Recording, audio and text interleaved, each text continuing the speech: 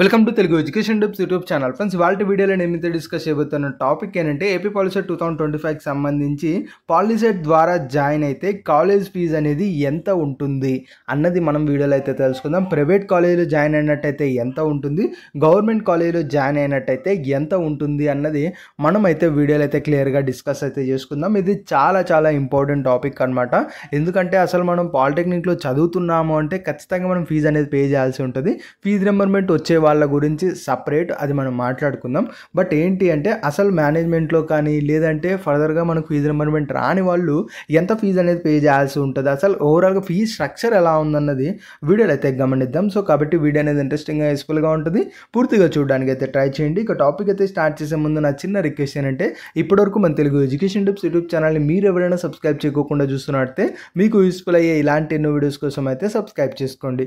Friends, ఇక టాపిక్లోకి వచ్చేసినట్టయితే మెయిన్గా పాలిసెట్ ద్వారా జాయిన్ అయితే కాలేజ్ ఫీజు అంతా ఉంటుంది. ఇక్కడ మీరు టైటిల్ గమనించినట్టయితే పాలిసెట్ ద్వారా జాయిన్ అయితే అని మాత్రమే నేను మెన్షన్ చేశాను. ఎందుకంటే మీరు మేనేజ్మెంట్లో జాయిన్ అయితే మీకు ఫీజు అనేది డిఫరెంట్గా ఉంటుంది. సో పాలిసెట్ ఎగ్జామ్ రాసి ఈ ఎగ్జామ్ ద్వారా జాయిన్ అయిన వాళ్ళకి మాత్రమే ఇప్పుడు నేను చెప్పే ఫీజు స్ట్రక్చర్ అనేది వర్తిస్తుంది. లేదు మీరు డైరెక్ట్గా కాలేజీకి వెళ్ళి మేనేజ్మెంట్లో సీట్ తీసుకున్నాము అంటే అక్కడ ప్రైవేట్ కాలేజ్ వాళ్ళు ఎంత ఫీజు చెప్తే మీరు అంత ఫీజు పే చేసి జాయిన్ అవ్వాల్సి అయితే ఉంటుంది. సో ఇప్పుడు మనం ఫీజు స్ట్రక్చర్ అయితే గమనిద్దాం. ఇది మనకు ఫీజు స్ట్రక్చర్ అనమాట. ఇది మెయిన్గా మనకు గవర్నమెంట్ కాలేజ్కి ఉంటుంది, అలానే ప్రైవేట్ కాలేజ్కి ఉంటుంది. వీటి గురించి ఇన్ డీటెయిల్గా ఇప్పుడైతే గమనిద్దాం. ఫ్రెండ్స్, ఇక్కడ మనం గమనించినట్టయితే ఇక్కడ మనకు లెఫ్ట్ సైడ్ చాలా ఫీజెస్ అయితే ఉన్నాయి. ట్యూషన్ ఫీజు, కోర్సు ఫీజు, అలానే game fee, association fee, laboratory workshop fee, admission fee, syllabus books, board recognisation fee, ఇలా చాలా అయితే ఉన్నాయి. బట్ ఈ అన్ని ఫీజెస్లో మనకు మెయిన్ ఏంటి అంటే ఓవరాల్గా ఇయర్కి ఎంత ఫీజు అవుతుంది, ఇది మనకు చాలా ఇంపార్టెంట్. ఫ్రెండ్స్, ఇక్కడ ఒక కీ పాయింట్ అయితే షేర్ చేస్తాను, కేర్ఫుల్గా అయితే గమనించండి. ఇక్కడ ఏంటి చాలా ఇంపార్టెంట్గా గమనించాల్సింది ఏంటంటే ఫీజు రియంబర్స్మెంట్ వచ్చిన వాళ్ళకి గవర్నమెంట్ కాలేజీలో జాయిన్ అయితే గవర్నమెంట్ కాలేజ్ ఫీజ్ స్ట్రక్చర్ ప్రకారం ఎంత ఫీజు ఉందో అంత ఫీజు అనేది గవర్నమెంట్ వాళ్ళైతే పే చేస్తారు. At the same time fee reimbursement వచ్చిన వాళ్ళకి ప్రైవేట్ కాలేజీలో సీట్ వచ్చిందనుకోండి, ప్రైవేట్ కాలేజ్ ఫీజ్ స్ట్రక్చర్ ప్రకారం ఎంత ఫీజు ఉంటుందో అంత ఫీజు మనకు గవర్నమెంట్ వాళ్ళు అనేది పే చేయడం అయితే జరుగుతుంది. ఎందుకు ఇది ఇలా మెన్షన్ చేస్తున్నాను అంటే చాలామంది డౌట్ అయితే అడిగారు, బ్రో ఇప్పుడు ప్రైవేట్ కాలేజీలో ఒక 30,000 ఫీజు ఉంది, మరి గవర్నమెంట్ కాలేజ్లో మనకి 5,000 వరకు ఫీజు అయితే ఉంది. ఇప్పుడు నాకు గవర్నమెంట్ కాలేజీలో సీట్ వస్తే మనకు ప్రైవేట్ కాలేజ్ ప్రకారం 30,000 ఫీజు ఉంది కాబట్టి గవర్నమెంట్ నాకు 30,000 అమౌంట్ వేసి నేను ఓన్లీ 5,000 గవర్నమెంట్ కాలేజీకి కడితే రిమైనింగ్ 25,000 నాకు సేవ్ అవుతుంది కదా అన్న డౌట్స్ కూడా చాలామంది అయితే అడిగారు. సో అలా ఉండదు. మీకు గవర్నమెంట్ కాలేజీలో సీట్ వస్తే గవర్నమెంట్ కాలేజ్ ప్రకారం ఎంత ఫీజు ఉందో అంత మాత్రమే ఫీజు రింబర్మెంట్ వస్తుంది.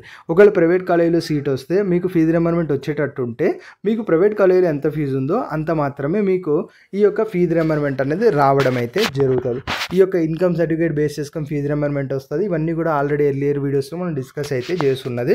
సో ఇప్పుడు ఎంత ఫీజు ఉన్నది ఓవరాల్గా అన్నది మనం అయితే గమనిద్దాం. ఫ్రెండ్స్, అంతకంటే ముందు ఒక చిన్న ఇన్ఫర్మేషన్ ఏంటంటే మనకు ఆల్రెడీ బ్లాగ్ ఛానల్ కూడా అయితే ఉంది. ఎవరైనా ఫాలో అవ్వాలనుకుంటే ఫాలో అయితే అవ్వచ్చు. ఆల్రెడీ 151 వీడియోస్ అయితే పెట్టి ఉన్నాము. సో ఇది మనకు పర్సనల్ బ్లాగ్గా నేనైతే మెయింటైన్ చేస్తున్నాను. సో ఎవరైనా రియల్ లైఫ్లో కనెక్ట్ అవ్వాలనుకుంటే నాకు ఈ ఛానల్ నుంచి అయితే కనెక్ట్ అయితే అవ్వచ్చు అనమాట. సో ఈ యొక్క ఛానల్ లింక్ అనేది డిస్క్రిప్షన్లో ఉంటుంది. ఇంట్రెస్ట్ వాళ్ళు విజిట్ చేసి నచ్చితే ఫాలో అయితే అవ్వండి. ఇప్పుడు ఫీ స్ట్రక్చర్ గమనించినట్టయితే ఈ ఫోటో అంతా కూడా నేను మన టెలిగ్రామ్ అండ్ వాట్సాప్ ఛానల్లో షేర్ అయితే చేశాను. ఇక్కడ మెయిన్గా గమనించినట్టయితే డిఫరెంట్ థింగ్స్ మీద డిఫరెంట్ ఫీజు అయితే ఉంటుంది. బట్ గవర్నమెంట్ కాలేజీలో సీట్ వచ్చిందంటే 4,700 రూపీస్ మీకు పర్ ఇయర్ ఫీజు అయితే ఉంటుంది. అదే ప్రైవేట్ కాలేజీలో సీట్ వచ్చిందంటే 25,000 రూపీస్ పర్ ఇయర్ ఫీజు అయితే ఉంటుంది. ఇది కూడా గమనించండి. ఓన్లీ పాలిసెట్ ద్వారా జాయిన్ అయితేనే ఇంత ఫీజు ఉంటుంది. మేనేజ్మెంట్లో మీరు జాయిన్ అవ్వాలనుకుంటే గవర్నమెంట్ కాలేజీలో జాయిన్ అవ్వడానికి ఛాన్స్ ఉండదు. బట్ ప్రైవేట్ కాలేజీలో జాయిన్ అవ్వాలనుకుంటే ఆ పర్టికులర్ కాలేజ్ వాళ్ళు ఎంత ఫీజు మనకు నిర్ణయిస్తే అంత ఫీజు మీరు పే చేసి జాయిన్ అవ్వాల్సి ఉంటుంది. ఇక్కడ ఇంపార్టెంట్ థింగ్ నేనైతే మీకైతే చెప్తాను, కేర్ఫుల్గా అయితే వినండి. చాలా ఇంపార్టెంట్ థింగ్. ఫ్రెండ్స్, ఇప్పుడు ఒక స్టూడెంట్ అయితే ఉన్నారు.